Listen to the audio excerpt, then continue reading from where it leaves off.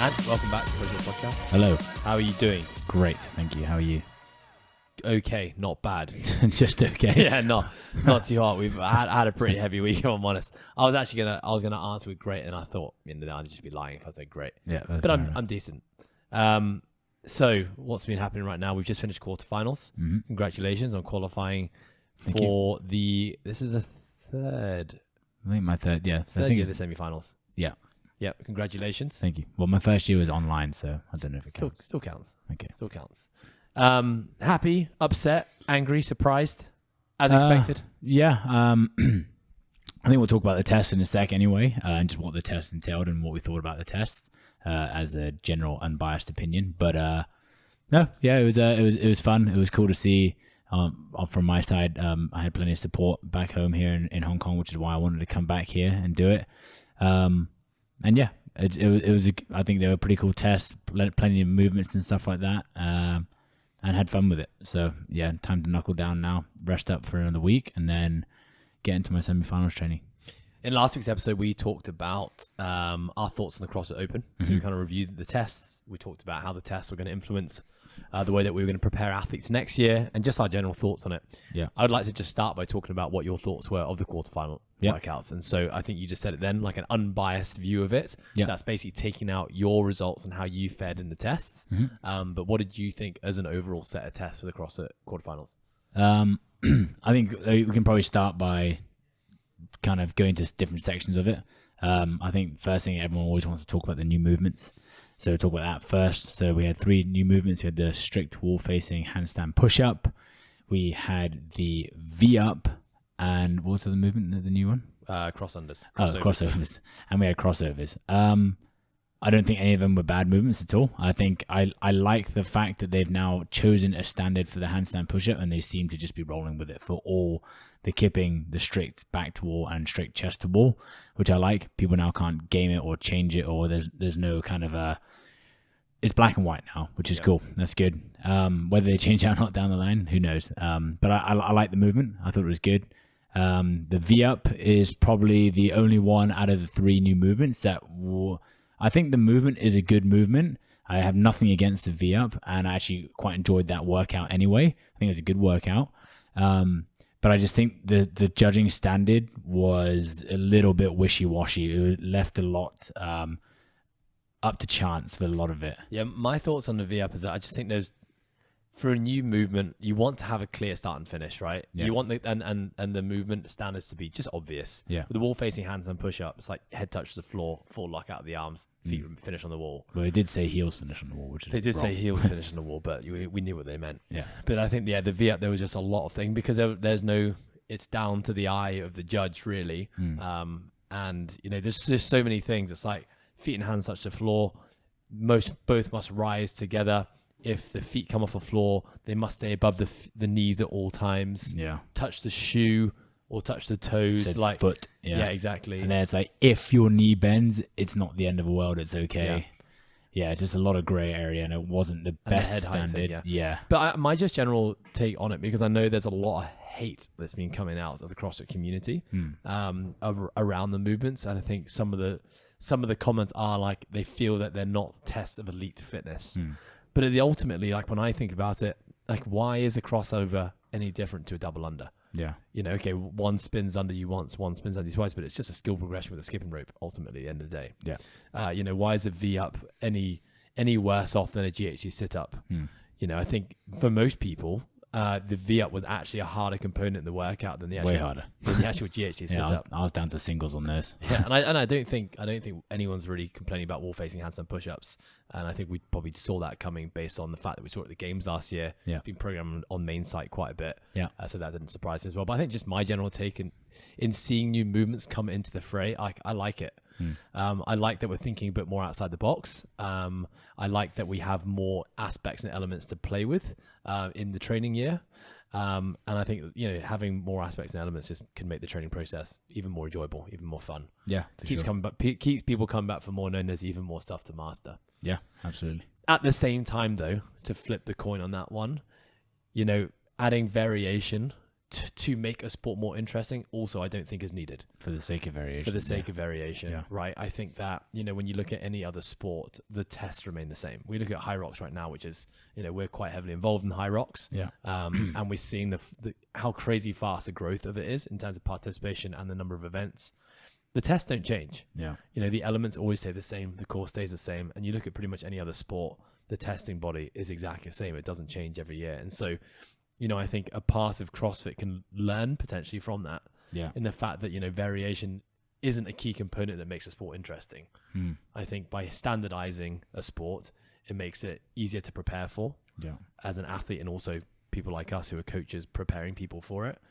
And I think just in terms of spectatorship and viewership, knowing exactly what you're going to be watching every single time and being able to understand the sport better, I think can actually increase the popularity of CrossFit as a sport. Yeah. What are your thoughts? No, I agree. And I think obviously there's like a select few and like a bunch of people within the sport that, I guess the same as High Rocks will say, the only way to make High Rocks better is to do more running and more functional movement exercises. Same as CrossFit, rather than doing 100 double unders, do 200, do 300, test the athletes more. I understand that, but there's other facets to fitness you can test versus just like pure capacity in like how many reps you can do, like what's your accuracy, like how fast can you move between the stations, that sort of thing, And that was cool to see Boz testing that this year at the games with the high wall ball dumbbell snatch workout. Everyone knows it. Everyone can snatch a 100-pound dumbbell, 70-pound dumbbell for the ladies. Everyone can do a wall ball. Add like a tiny little variation in there. You don't suddenly have to give him like a heavy 30-pound ball, or like suddenly bring out, now this year you're doing a 50-pound ball, It's small tweaks to that. It doesn't have to always just go bigger, crazier, and heavier every single time. So yeah, and I think that's where the sport was trending. It was just, okay, we have to make this harder for people. Yeah. And therefore the only way to make it harder is go, more intense, make it heavier, make the rep schemes higher. Yeah. But by adding, challenging skill and things like accuracy, you can make things more challenging without it necessarily being potentially more damaging on the body. Yeah. Which absolutely. I think from a mass participation standpoint, which to be honest, the quarterfinals still is 10% of the world is a lot of people. You still got to think about the masses. Was it a mass participation event this year? Well, it was 10% of the overall open signups is a lot of people, but the actual people that then registered was actually really low. It's quite a scary statistic, actually. 50% of women who qualified didn't sign up. Yeah. And 60% of men who qualified signed up. Yeah. So I don't know what previous statistics have been, so I don't really have anything to compare. I know the open participation was up a little bit this year, but it's still down from where when it was at its peak in 2019, which is before the whole Greg Glassman firing the media team saga and obviously the pandemic. And there's also national champions, which obviously encourages people to sign up. Yeah, and the as national champions as well. Yeah. So I think one workout that we should talk about is the one that probably led to a lot of people not signing up for the CrossFit Open, which was Test 3. The quarterfinals, which was Test 3. Because essentially athletes have the choice to sign up until the end of day one score submission time. So they have a chance to actually look at the workouts and decide if they want to do it or not. Yeah. And I do feel that might have been a workout that could have potentially put a lot of people off. So that was a workout which was 5 burpee box jumps, 1 clean and jerk, and essentially an ascending reps clean and jerks, finishing with 5 at 275 pounds for men and 185 for ladies. So what we've seen loads like that at the quarterfinals before, but normally it's something that might be stacked later in a workout. So for example, like an ascending bar, like we saw in the last workout, the Open, which would still give people a workout. And this is, I'm putting myself in the shoes of a quarterfinals participant. Yeah. They still feel like they get to test themselves, but then, just get bottlenecked at a certain part of the workout. Or in the last 2 years of quarterfinals, the heavy test has been you put your own load on the bar and you go as heavy as possible. Yeah. So, everyone still gets an opportunity to express strength, but they're just not in their own capacity. Yeah. This year, basically, it was set as a heavy barbell, and that's basically how the workout starts. Yeah. Now, when you look at the elite, and you look at the finishing times, like, you got people finishing very low 4s. Like that wasn't really, in their eyes, still not really a heavy workout. Yeah. But for the vast majority, if it's top 10% qualify, I'd say the 9.9%, it was a pretty heavy workout. Yeah. And I think a lot of people felt that for a $50 entry fee to the quarterfinals, that it wasn't justified that they then got one less workout than everyone else. Yeah, true. What are your thoughts?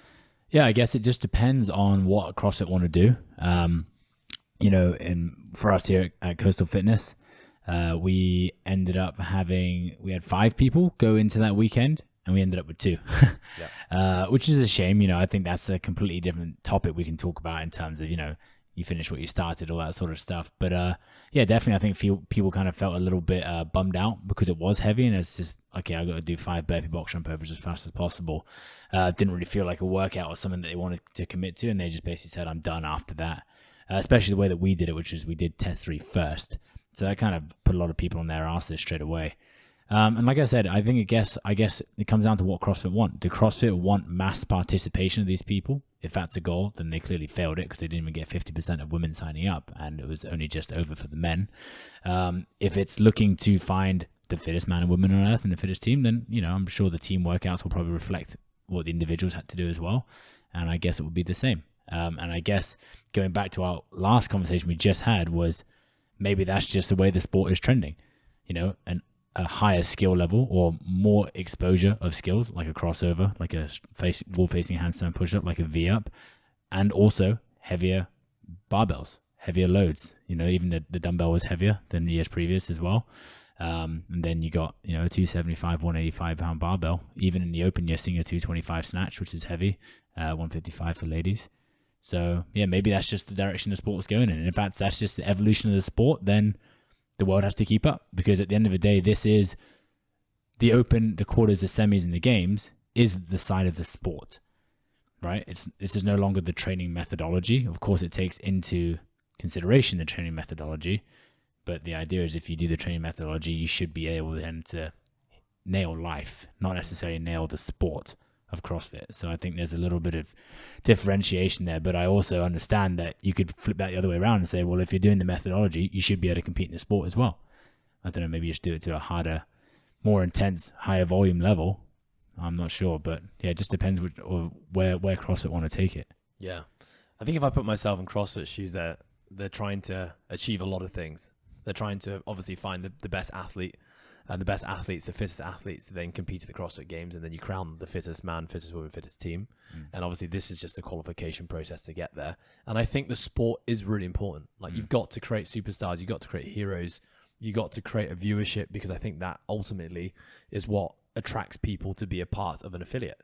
Not always, not everyone a part of affiliate is attracted to the sport side of it, but it's still nice to have heroes. Doesn't mean they're aspiring to be the hero. But you know, to increase the see what's possible as well. And to know that you're doing the same thing. Something similar that these guys and gals are doing. You know, it's why someone would play Sunday football and they watch the Premier League on a weekend. You know, it's like there's relevance in the sport. You're not trying to necessarily be a Premier League footballer, but like you're still doing the thing. So I do think the sport plays a really important role, if even their goal is to drive up participation at an affiliate level. But then, yeah, you know, I guess just thinking about, well, what purposes the quarterfinals serve. You know, when we look back to pre-quarterfinal days, we went straight from the Open to regionals to the games. Now, essentially, we have an extra step in there. Now, financially, that's a massive money earner for CrossFit. You know, you got $50 US per head. I think the revenue was close to $700,000 US. Just from quarterfinal admission fees, and I think that's obviously important. They've got to think about it as a business, and that money is then going to go into things like funding the semifinals and the sport. And I don't know if maybe it goes back into the affiliates somehow. I'm not really sure. But you know, is it a good thing if you have 50% of people qualifying to quarterfinals who are then not taking part? You know, what does that leave a bitter taste in people? You're going to have some people have that happen to them and will think, okay, this is an opportunity to get better. I want to go back and put in the work, and I want to make it next year. But you're going to have, on the flip side to that, a lot of people not be able to do 5 workouts, maybe feel demotivated, and maybe have a change in goals and think, you know, this actually isn't worth my time anymore. Well, then we'll go back then to what we originally started. And what do you think about the 5 tests as a whole? Then we spoke about the new movements. We spoke about, you know, maybe the difference between what CrossFit want out of it. What do you actually think of the 5 tests? So and I guess you can look at it from 2 different ways. You can look at it from either just a quarterfinals as a standalone competition, let's call it, or you can call it the second stage. So you include the open test and the quarterfinal tests. Yeah. I think, something I always think about is I think the Open, from a safety perspective, but also potentially stopping this issue of having people qualify but not actually sign up, is that the Open should almost be qualifying people to the quarterfinals, knowing that they can then do the quarterfinal workouts. But I think they kind of did it in a way, because you look at the Open test this year relative to last year, it was heavier. Yeah. Like we had 2 heavy tests that we don't normally see in a 3-week competition. Yeah. And then we get to quarterfinals and we see like heavy being a theme again. Yeah. Right. Generally speaking, like there was a lot of heavy loads over the 5 tests. So I do think there is crossover there, but obviously the step up in heaviness and the fact that work test 3 required you to have to be able to lift a really heavy weight straight away, that was maybe something that was just a miss. Yeah. When you look at the times of how long the top athletes took to complete the workouts, workout 1 for the good athletes was like 4 to 6 minutes. Yeah. Workout 3 was 4 to 6 minutes. Workout 5 was 4 to 6 minutes. Yeah. Very similar time domains there. All 3 of those workouts are barbell heavy. 2 of them have a gymnastics element in it. Yeah. And then you've got a 15-minute, you got a 20-minute workout, which was on the GHDs in a row. And then you had a 12-minute workout on the dumbbell and the crossovers. Yeah. So I can, I'm always thinking about tests from a balance perspective. When I think about balance, I'm thinking about like the energy systems tested. Are we getting a nice broad array of short to long? Yeah. Then I'm also thinking about like a skill component and an accuracy component, essentially going to the 10 facets of fitness which CrossFit qualify. Like, are we testing all of those things and making sure that we have a balanced set of tests? I still don't think it's balanced. Yeah. As we talked about last time, like every competition will generally have some biases in it, but I wouldn't say that this was necessarily a balanced set of tests. Yeah. Ultimately, looking at the top of the leaderboard is never a good thing to do, because top athletes are going to be good at everything anyway. Yeah. So really got to look at it from like the 10%, the body of people who qualified doing these tests. Was it a good test for them? Yeah. I don't know. And I think when you have 10% of people, which is such a big number of people going, you're going to have such a variation in the dose response of each workout. Yeah. Right. So like, let's just take what I mean by that. Let's take workout 1. So we had a barbell, we had handstand walking, muscle ups, and straight handstand push-ups. For the elite, that's kind of just like an aerobic workout almost, right? Yeah. They're not getting bottlenecked by the loads. They're not getting bottlenecked by the skill of the movements, and they're not getting bottlenecked by the difficulty or the rep schemes of the movements. So for them, it's just kind of like they just churn continuously through the workout. Yeah. You get other people who, can't even lift that barbell. Yeah. Or squat that barbell. You can have some people who can't do a handstand walk, kind of people that can't do, everyone probably could do a ring muscle up, because that's a movement that was tested in the Open. You probably had to do well in that workout to get here. Yeah. You may have athletes that can't do a wall facing handstand push up. So it's just like when you have such a big body of people qualifying, it means that as a programmer writing the test for the quarterfinals, you don't really know what that test is going to feel like. But I know from a testing standpoint, I believe the majority of testing is done on very, very high level athletes. Yeah. We see that. So they're basically trying to make sure that the test is appropriate to the best in the world. Yeah. But then, can you think about that, and can you design it in a more intelligent way, which still gives the bottom of the 10% a challenging workout that's going to be somewhat similar to the elite?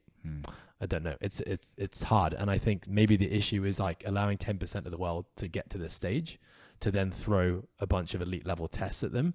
Is that actually the issue? What if it was 5% of the world that made it?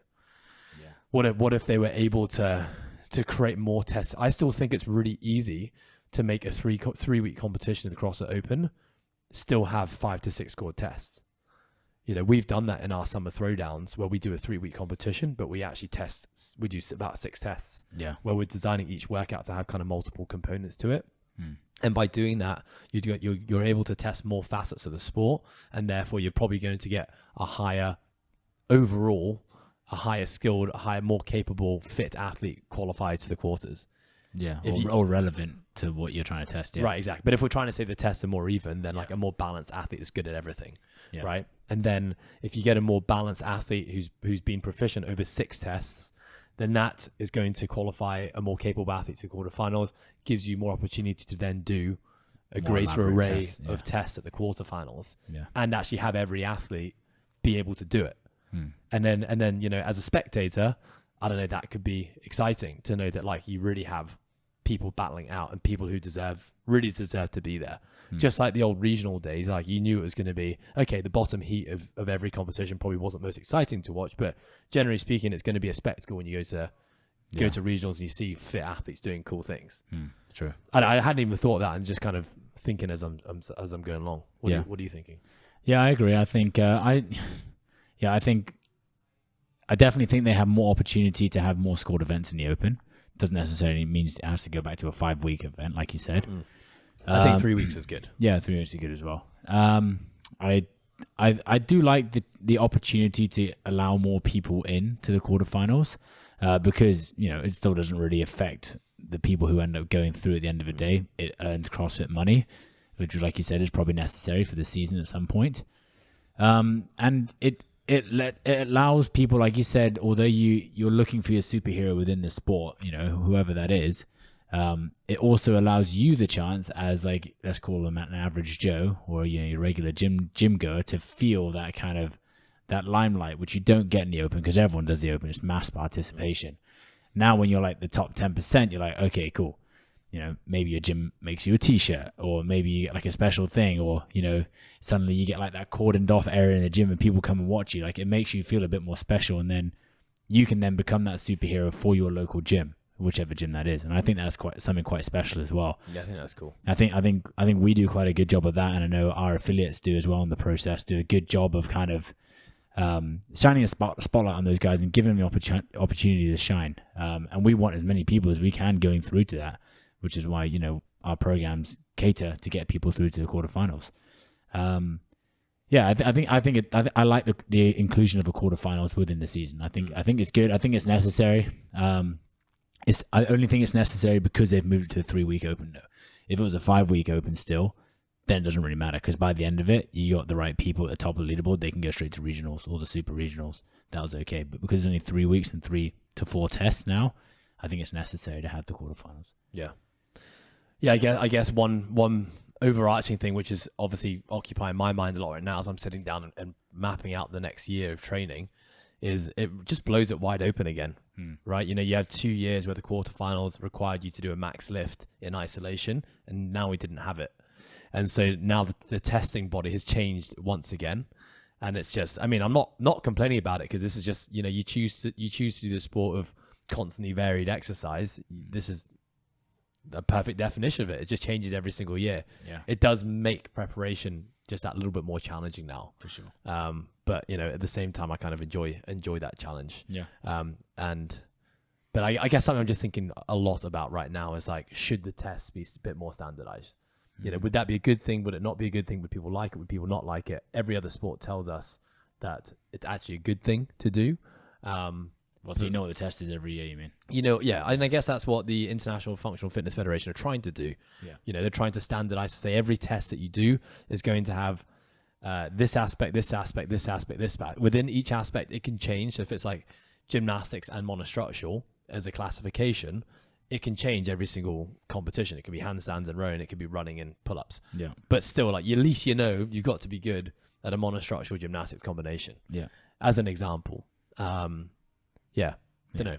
I think something like that might be essential for the longevity of the sport if it wants to keep on growing and growing and growing. Yeah. And I do think a big part of that is, like, spectatorship and understanding the sport. Anyhow. Okay. Where are we going? We talked about a lot of good stuff like the quarterfinals. Let's talk about the season now. Yeah. One of the main objectives of this podcast is to give people some form of framework to know that now that the CrossFit Open is done, and when this podcast is coming out, for most people, they probably would have had some form of break after the CrossFit Open. So hopefully anywhere between 1 to 3 or 4 weeks where training is a little bit less structured, a little bit less focused. But now is probably about a time where you want to have a plan for how you're going to attack the 2024 season. Yeah. So the first thing I want to share is basically how we break up the year here. And so this can be done to pretty much any sport where the season always takes place at a certain time of year. So for the sport of CrossFit, the Open is pretty much always February, March time. And then we know the quarterfinals happens a week after that. And then the semifinals, if you're getting that far, is happening about 9 weeks after that. And then the CrossFit Games happens in August. So we now have, because of recent changes in the last couple of years, a pretty set season. right? So when the competition finishes, now the competition for some people is going to be CrossFit Open, some people it's going to be the quarterfinals, some people it might be semifinals. But basically, when we talk about the competition period, that's when you're actually competing in your sport. The period of time following after that, immediately after the competition, is what we call the off season. So the off season is basically where we're not really doing the sport at all. Okay, this could be like written as like a deload phase, or you decide just to take a week or 2 or 3 or 4 off from your sport and you just do other activities. So that might mean doing less work inside the gym, you know, playing a team sport, getting out running, going swimming, or just like, you know, just doing a bunch of different classes and things that you haven't done in a long time. Yeah. Once the off season's completed, and that can really vary, like I said, it can be short, it can be long. Like, you know, I remember Ben Bergeron saying something about for CrossFit Games athletes, like every year that you have been to the CrossFit Games should extend your off season by 1 week. So if you've been to the games once, then your off season's like 2 weeks. Yeah. If you've been to the games 2 consecutive years, then it's 2, 3 years, 3, 4 years, 4, something like that. So that just really depends on different people, right? If you came out the CrossFit Open or the quarterfinals and you're feeling beat up, you're feeling really run down, like last year I was smashed for over a month, then your off season might be a little bit longer. If you came out of it and you feel perfectly fine, you feel great, you're hungry to get back to it, then your off season might be a little bit shorter. Yeah. After the off season, we enter the preseason. So this is kind of like when we talk about preseason, when we were playing rugby, that meant like you're starting to get together 1 to 2 months before the actual competition season starts, and you're starting just to kind of get fit again. You're starting to, you know, get to know the team, and you start to run through moves and start to, you know, build relationships with people and be ready to put in some hard work. So that applies to sport of CrossFit as well. That's kind of like the very early stages of the season, the first things you're going to do after taking a bit of time off. After preseason, we then kind of get into like a mid-season time. So if we think about the CrossFit Open being February, March, you know, I think of the mid-season as being like October, November, December time. And then you've got pre-competition. Pre-competition is a period of time just before your competition. And I think for most people in the sport of CrossFit, if the CrossFit Open is your target, pre-competition phase generally happens once we turn into the new year. So once January 1st starts, we start to think about doing training now that looks a little bit more like the sport that we're going to be doing. Yeah. If your goal is quarterfinals, then it's maybe a little bit later. You might start kind of like mid-Jan or start of Feb. So I think having that classification system of your whole entire year is super important. To know that in different points of the year, you need to be doing different things.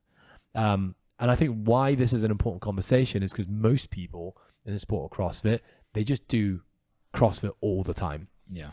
I know that's, I have to use that word lightly because CrossFit can really mean anything. But when I say people do CrossFit all the time, their training all year looks like the training in the middle of the CrossFit Open. Yeah. So we take the 3 tests of the CrossFit Open. They're essentially doing iterations of that with different movements, but basically at very high intensities, lots of dynamic contractions, you know, pushing their threshold all year round.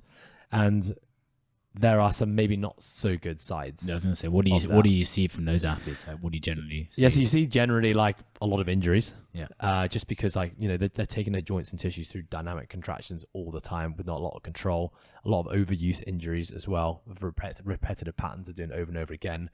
I think just like general lethargy and burnout, you know, when you're pushing your nervous system so hard all the time and it's not able to fully recover, you get often these people suffer in other aspects of life, like sleep, energy, mental acuity, happiness, feeling good. Their relationships start to break down, and they generally have a loss of like, they find it hard to stay motivated.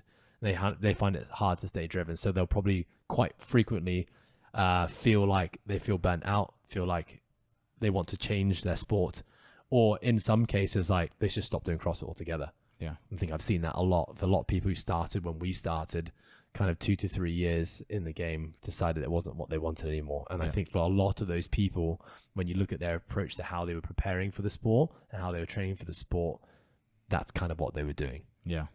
I think it works for some people though. You know, some people, especially now that the sport is growing older, and there's more money on the line and there's more events around, it makes sense for people to be like, right, I'm going to throw all my eggs into this one basket for 3 to 4 years. Don't care what my body's going to be like by the end of it, but I know I can do well.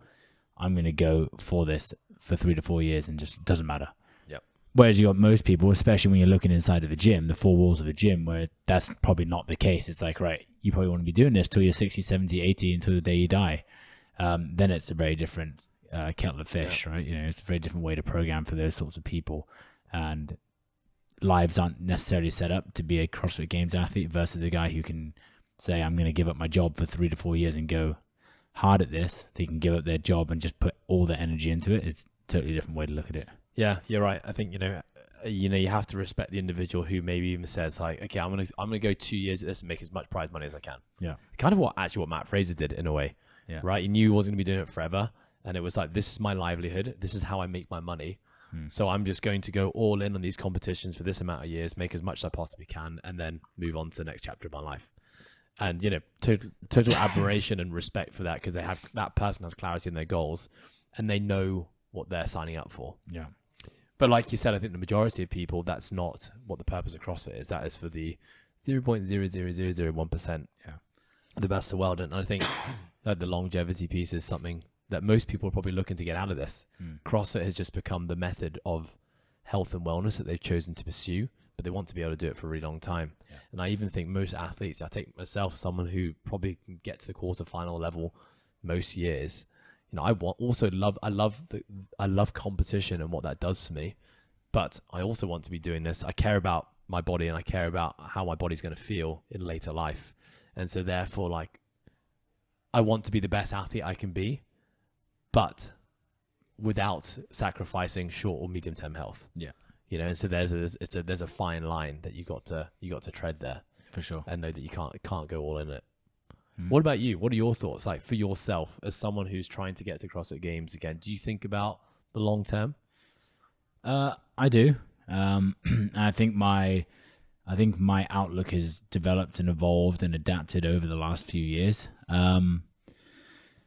Yeah, I think it's also hard because especially being in Asia and Hong Kong, I don't have the resources to just drop everything and just say I'm going to train. I work a full-time job, which is in here at CrossFit Fitness and on the process programming.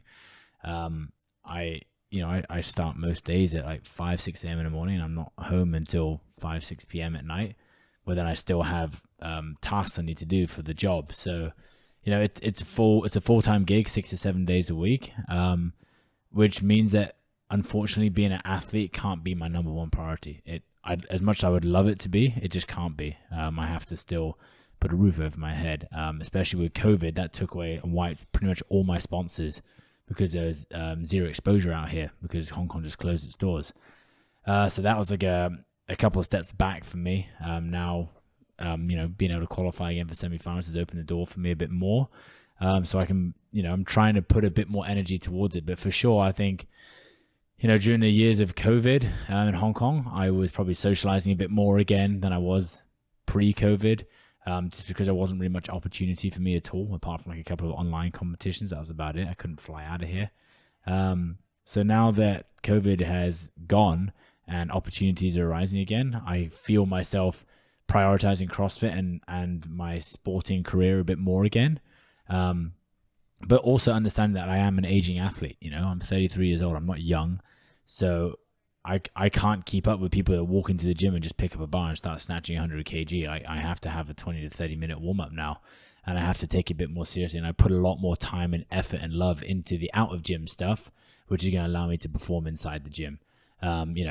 Sleep stuff, lifestyle factors, small recovery protocols like that. I take that a lot more seriously than I did 5-6 years ago now. Because if I don't do that, I feel it for sure. Whether that's a placebo effect or whether there's actual physiological changes that are happening in my body and occurring, that's, up to each individual. But yeah, for sure, I'm having to take a more of a longevity approach to it now. And I think if I was to be that guy who did the Matt Fraser thing and just throw all my eggs into one basket and just hope to be okay, I think I would break at this point in my life. And this is something that I want to do for a long time. I think I've envisioned myself competing as a master. That's not so far away, to be honest. And yeah, I love the sport. I love the challenges that it presents me. And I've always said I will keep going in this sport until I'm either A, no longer relevant, my scores are no longer relevant in the sport and I can't compete because of that. B, my body just says no. And like, you know, where there's a knee injury is probably the most likely for me right now, because my knee is like the thing that just seems to be the issue. Or C, I fall out of love with the sport, which is what I had when I played rugby. I fell out of love with playing the sport, unfortunately. I still love rugby, but I fell out of love with the process of training to play in big competitions. So one of those three things happens, or a combination of the three, then that's what I'll call it. But yeah, my view is longevity, sustainability, and do it for the long run. And if I can if I can continually compete along the way, then I absolutely will. Yeah, I think, you know, what you basically said there is that whilst you want to be competitive as long as you possibly can, you understand that your year has to be broken up into segments. Yeah. Like you can't do it. And actually, I think, you know, even going to Matt Fraser, because we use him as an example, his year was still broken up into periods. And he was actually one of the first ones that said he was basically picking the competitions which would allow him to win the most amount of money. But he didn't want to have to compete in every competition. So he basically picked two. It'd be the CrossFit Games in Dubai. And those are the two comps that he would do in an entire year, and he'd go all in on those two. Yeah. And I think he knew that if he'd said yes to every single competition, he probably still would have been good enough to still win all of them. But that would have meant that when the biggest competition rolled around, the CrossFit Game, which probably had the biggest prize purse, he wouldn't necessarily be at his best. Yeah. And I think that's essentially what we're trying to talk about here on a less elite level, which is that if you want to be good at this sport, having a cyclical approach to your training, which basically means that you're breaking up your training year into different periods of time where the focus is slightly different, is key to continue to see success in both your performance metrics, so getting better at CrossFit, but also things like your health. Yeah. Right. And you think about every single sport does this. Right. We have a competition season, and then we have a time of the year where we're not doing the sport and competing in it. Yeah. We have a time of year where we take time off. You look at every single elite athlete who has, you know, who are some of the athletes that you think about when you think about longevity, who've been hanging out at the top of the game for a really long period of time? In CrossFit or any sport? Any sport. I mean, you look at people like, I guess, like a LeBron James. Yeah, LeBron James is, yeah. Roger Federer's, Nadal's, you know, like Tiger Woods. Like, I know, you know, you got all these guys, and you look at one thing they do consistently, they take aggressive off seasons, you know, where essentially like they really step away from the sport and do very little of the sport now. And they're also obviously like, you know, nailing all the other aspects of sport like you do, the thing, life outside of it. But that's something that's super consistent, right? And so that's, I think, where I'd like to now take this conversation is that let's talk about that year. Yeah. You know, if we're talking about right now, the competition time is over, what do we do now? Okay. What's the focus now in the next 1, 2, 3, 4 months, if the goal is to ultimately be at your best when the next CrossFit Open or quarterfinals or semifinals rolls around? Okay, so I've kind of broken this into a few different categories. I think the first one is just this concept of rest and regeneration, right? I think we talked about this briefly. This is basically what we mean by the off season. It's basically putting aside a period of time where the goal is to get you physically and mentally feeling good again, so that you're ready to put in the work. Yeah. Because when we talk about the preseason, we talk about getting back to training, we're generally talking about like getting into some structure, having some priorities, you know, making some sacrifices in your life to make this thing be something you want to focus on. Yeah. Right. And now I think the biggest mistake a lot of people make is they come to that too fast and too quickly. And I've been guilty of this many times when I was pursuing, you know, being a higher level CrossFit athlete, which was that my season would finish. I'd be on such a high from competing and having fun and learning about myself that I just wanted to get straight back to work immediately. Yeah. It was like, okay, I've been exposed in these 3 workouts. I know what I need to work on. I'm going to put the work in right now. Yeah. And I think when you're in that moment, your motivation is really, really high. It's not hard to get started on the program and start doing the work. You start to actually feel the effects of jumping it back into it too soon, kind of like 1 to 2 to 3 months down the line. Yeah. And so you kind of get straight back into your training. You're doing all the structure, you're pushing yourself hard, motivation's high, so you're able to tolerate the training volume and intensity.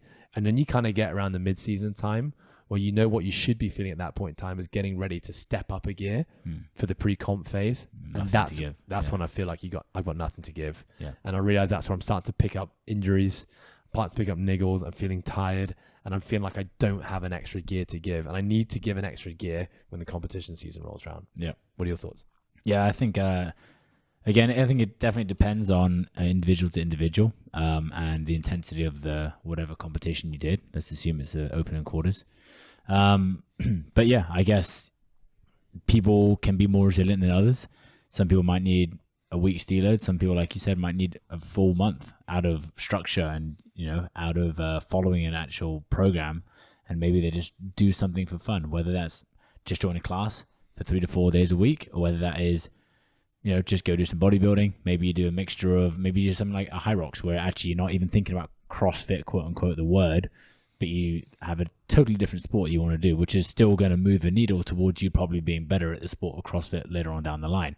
I'm not saying that a deload means you need to walk out of the gym and never lift a weight again for the next 4 weeks, which are what I think a lot of people do fear when they hear deload. Oh God, my coach is not going to let me do anything. I have to just go sit on and be a couch potato somewhere.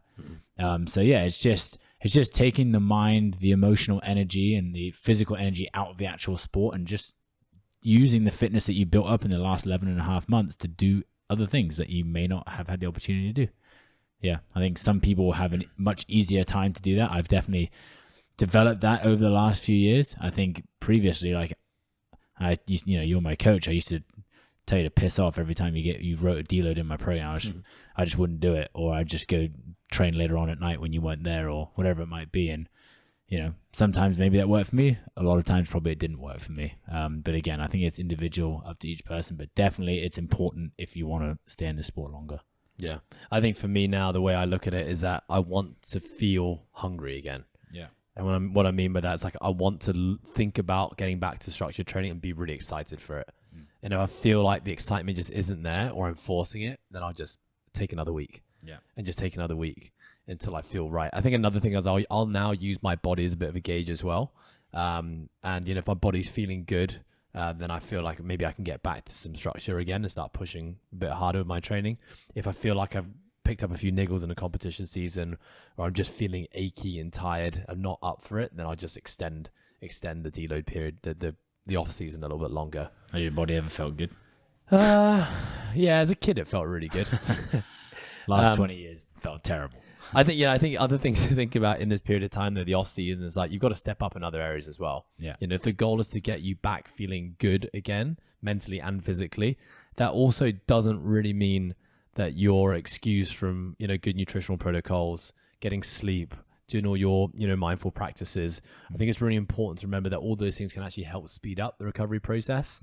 If you're someone who feels like you need to give yourself that to kind of give you the breakaway from discipline, which is ultimately what's required if you do a sport and pursue a sport, then by all means do it. Yeah. But, make sure there is intention behind it. And you're not just telling yourself, well, I'm not training hard right now, so I don't need to do anything else hard right now. I think that's something, It's an all-in approach. Yeah, exactly. Yeah, exactly. I think just using that time to know, okay, if the goal is to bounce back, do the things that you love doing that you haven't been doing much of, but also step up your game in a recovery sense to get you back. Yeah, ultimately. for sure. Okay, so next I think we'll talk about strength training. Strength training, generally speaking, and it's not always the case. There are some athletes who are going to not be limited by strength, but actually maybe limited by like aerobic capacity. But I think for the majority of people, especially people who do the CrossFit Open, and I think a lot of people do the quarterfinals, things like strength and muscle endurance are actually going to be your biggest limiters, right? We look at not just the top end loads, but even things like having to execute 50 toes to bar in the first open workout. 30 power cleans at 135 pounds and 95 pounds. Like they don't necessarily seem like heavy loads, but I think a lot of people come out the CrossFit Open and what does everyone say? I need to be fitter. Like I got those power cleans and I was just breathing so hard and I just felt like I was unfit. In most cases, it's actually a strength or a muscle endurance limiter. Yeah. Right. It's just that they're having to exert so much energy per repetition on those loads that it challenges the aerobic system so hard that they start to feel really, really out of breath. And it feels like their capacity is the thing limiting them. But the stronger athlete is going to be able to move easier, more comfortably through those movements and expend less energy per repetition. Yeah. So I would say for the vast majority of people, this is a great time to bring up your strength work. Ultimately, what happens when the competition season starts, or the pre-comp season around January, is that when we start to ramp up our conditioning work, because we do know that the sport is generally going to test conditioning more than strength, we ramp up the conditioning work, our strength will actually start to dip off a little bit. Yeah. And that's just super normal, right? And then the preseason starts again. We've got to bring strength numbers back up. And then when the season starts again, strength numbers start to decline a little bit, and then you just boost it back up again. And that's basically over time. It's slowly creeping. Over the time, it's slowly, when you start each new preseason, you're starting a little bit higher than you were last season. And that's like the longevity athlete, right? Yeah. Who's taking the long-term systematic approach to increasing strength. So I think within strength training, some things that I always think about is I think in preseason is a great time to add things like tempo and control to your lifts. A lot of people ask what the relevance of having tempo with strength training is. And I think ultimately when you get into competition season, if you're ever tested to do a 1 rep max, you're not going to add tempo to a movement. Yeah. You essentially want to get down and up or execute that movement as fast as you possibly can. Yeah. But we know that when we're executing movements really fast all the time, we're only developing strength in certain portions of the lift. So I think having a period of the year where you're actually adding things like pauses and tempos and control into your lifts gives you an opportunity to rebuild structures and rebuild strength throughout the entire range of a muscle tissue. And essentially, if you think about tempo being a potential to build the foundations of your movement, then with strong foundations, later in the year, you can express a lot more intensity, speed, and power. Yeah, for sure. Anything to add on that? No, I think, yeah, like you said, especially athletes maybe like yourself, I know you just put up an Instagram post talking about imbalances and asymmetries that you have in your body. That's a perfect time to fix all of that sort of stuff. I think another thing to go off of tempo is you don't have to just back squat or do that movement to be better at another movement. There's a million ways to skin the cat. And especially as CrossFitters, I know I've been caught up in this before. Okay, I got to get better at that. I'm just going to front squat and back squat and overhead squat. Those are the only 3 things I'm going to do. And I basically disregard all unilateral work, all single leg work. And it's just about those 3 things. But in my case, for example, I didn't use tempo back then. And I was just going up and down and my positions were awful. So I actually didn't end up getting stronger in the squat. I ended up moving more numbers, but it wasn't relative to the sport. So I essentially ended up doing a good morning with 200 kg on my back. Versus spending more time. Tempo allows you to spend more time under tension in certain positions. Depends on how it's prescribed, of course, and what the movement is.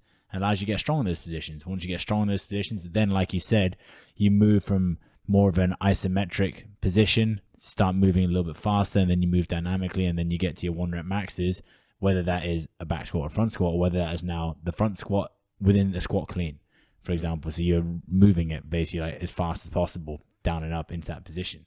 And if you've owned that position earlier in the season, then you're good to go later in the season when it counts. Yeah, you actually brought up a point which is going to be my second point, which is exposing yourself to more movements which have been neglected in the competition season. Yeah.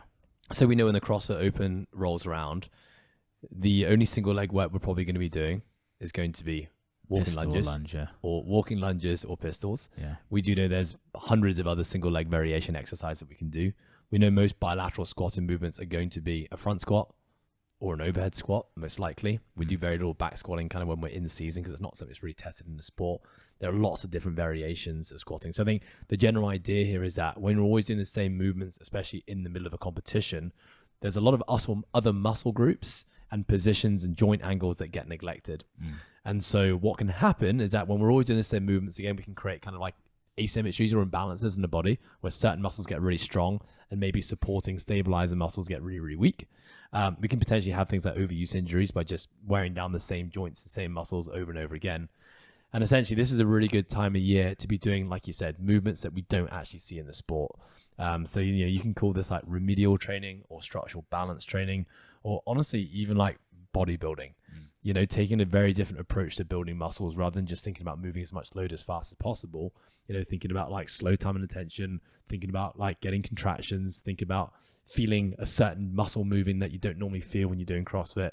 I think this is a really good time of year. And again, this just comes back to healing the body, but also building big foundations. Yeah. If you can build a strong body where every single muscle in the body is strong, that means when you move into the competitive season next year, you got a really strong base to work from. And you've got all these other muscles and movements to be able to lean on when completing something like a muscle up or a snatch or fill in the blank. Yeah. So I think this is a bodybuilding accessory list. This could be another really important thing here. So like, for example, you may be someone who on that final workout, you got limited by the snatch load of the CrossFit Open.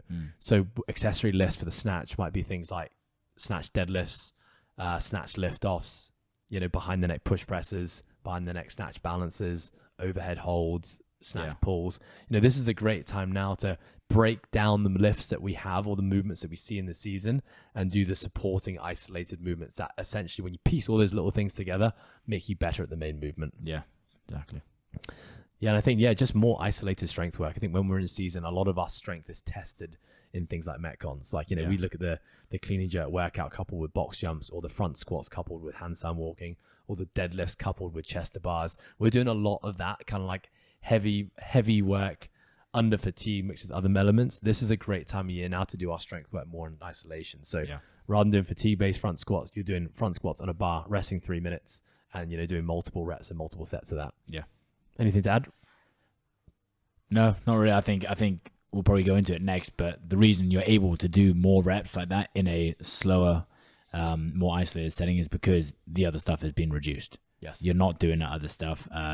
You're not doing chest to bars into bar muscle-ups, into toes to bar, into more bar muscle-ups, into then also clean and jerks at this point in the season. So intensity's down, so then hopefully increase in load, increase in intensity as of your 1 rep max, and then that's what's going to make you stronger over time. Yeah. So in summary, with our strength training, like bring up our strength numbers again, a reduction in aerobic training, which is generally going to help us to get stronger. We need to do those two things, kind of blunt each other's adaptations, and just basically like building a strong body to build strong foundations, which is going to allow us to do more intense work later down the year.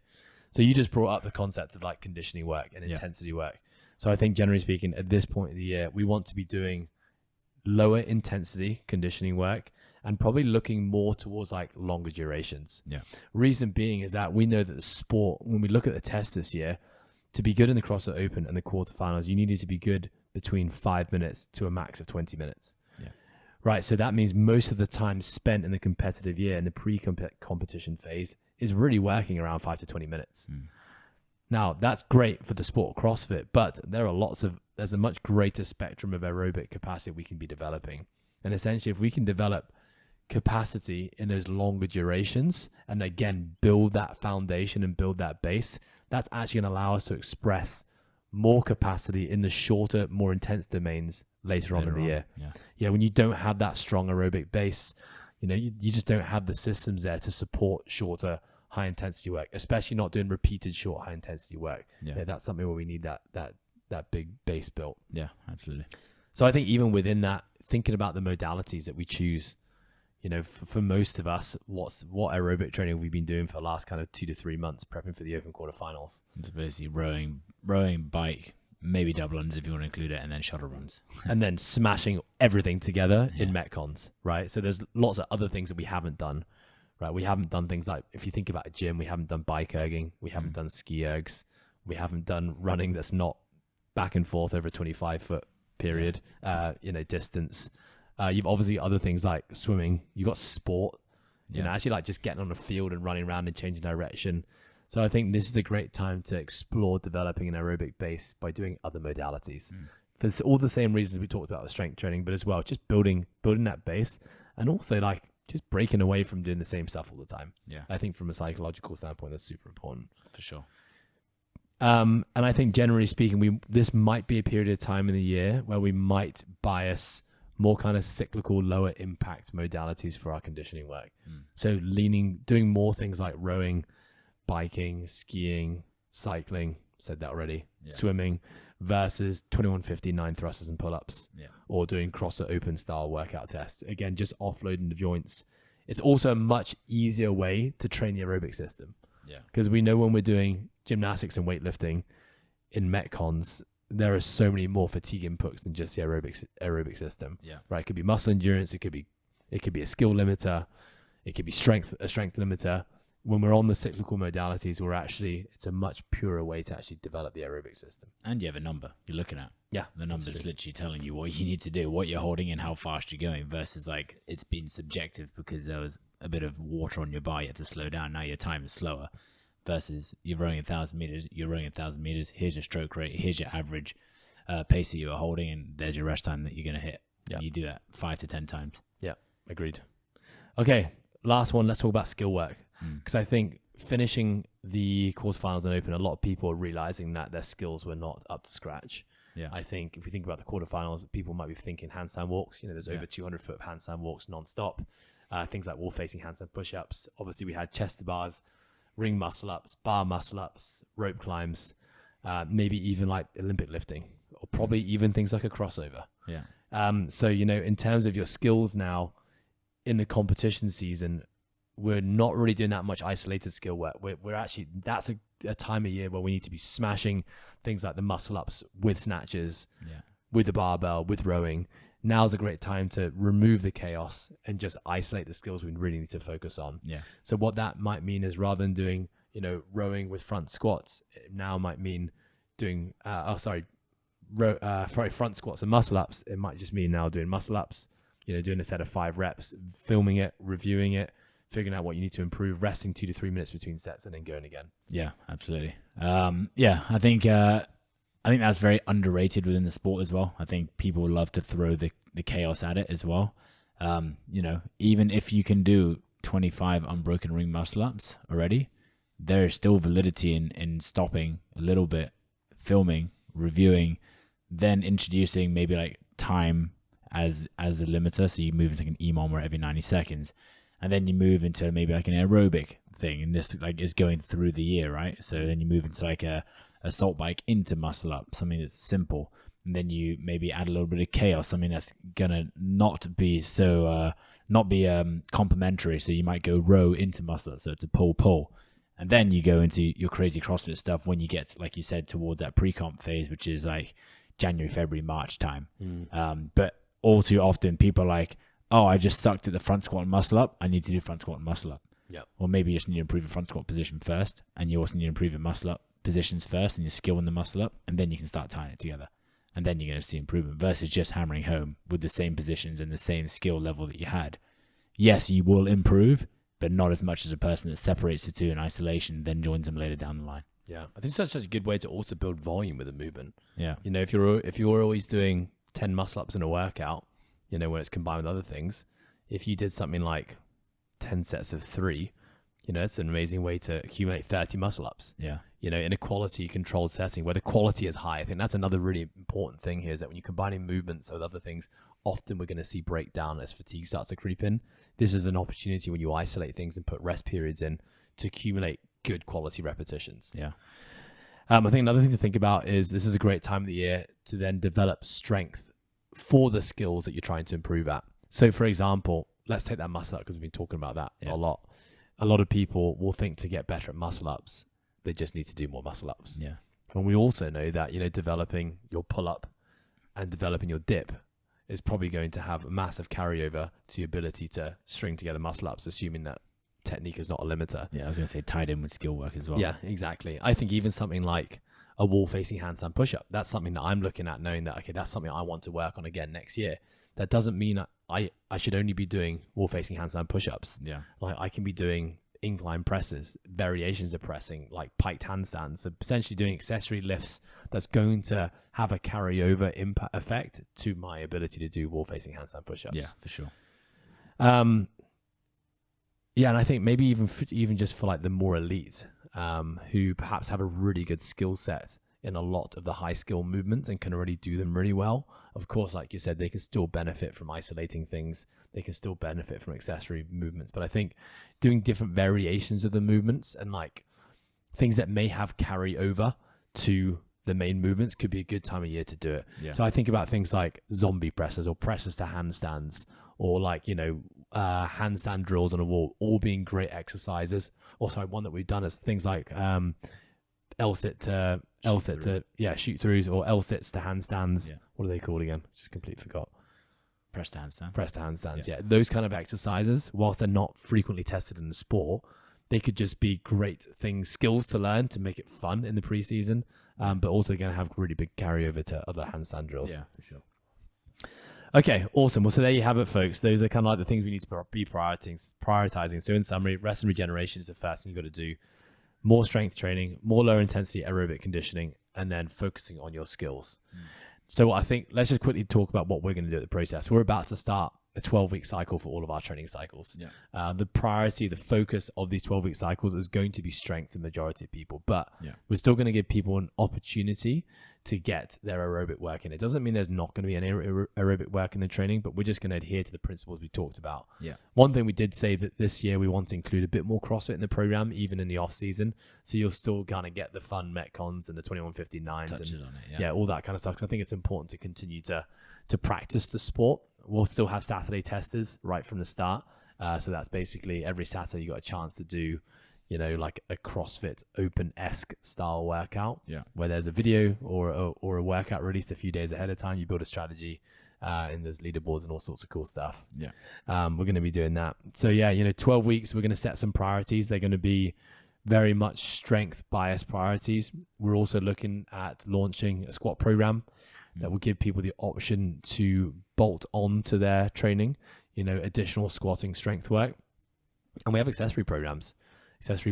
We have, and well, we have the endurance accessory program. So when the new cycle starts, that will be addressing, like you said before, things like longer running, maybe just longer rowing intervals, assault bike repeats, long assault bike repeats, that sort of stuff, which is, like you said, a lot less impact than doing stuff that we have done with the endurance accessory at this couple weeks ago in the season, which has been like rowing into burpee box jump overs, into double unders, where it replicates the sport a bit more. We're going back away from that. And just because it's endurance work doesn't mean it shouldn't also follow suit with what we've just spoken about with CrossFit as well. So we'll go into more of an isolated setting with those cyclical machines as well. Awesome. Same with the gymnastic stuff. We'll be addressing skills, things that are harder to do by yourself. So we'll do things like false grip work, things like strict muscle ups, exposing athletes to that, especially athletes that have time and want to pursue that. And again, even we know with